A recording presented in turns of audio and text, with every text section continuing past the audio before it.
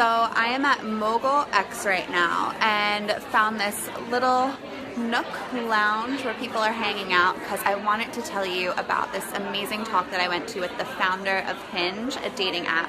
And he was talking about the difference between being authentic and vulnerable in your online dating or playing the numbers game, because you can optimize the hell out of your profile to have the perfect pictures and the perfect quirky bio, but if you're not being yourself, you might get all the dates in the world, but you're not going to be getting the people that are truly deeply attracted to you. And it's by being authentic and vulnerable and putting out your quirks and all the cool things about you that you're actually going to attract people that like that.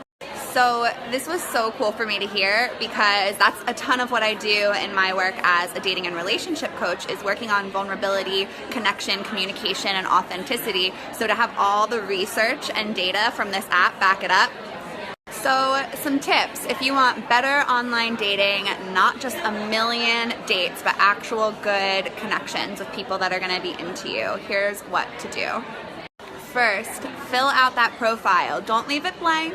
Don't be like, oh, I like pizza and wine, because we all do, but fill it out with stuff that is cool and unique about you. What are your hobbies beyond getting happy hour and hanging with your friends? What makes you cool? Put it in there.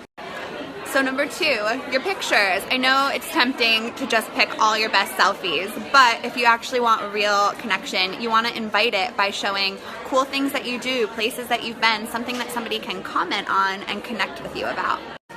3, stop reading all the stuff that's like, you need to message him this many times within this many days and send this cute little flirty opener. No. Just be you, because that's going to attract someone who's into you.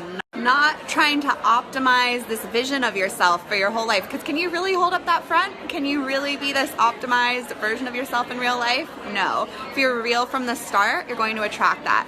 So I'm going to be talking about this a lot more on my personal.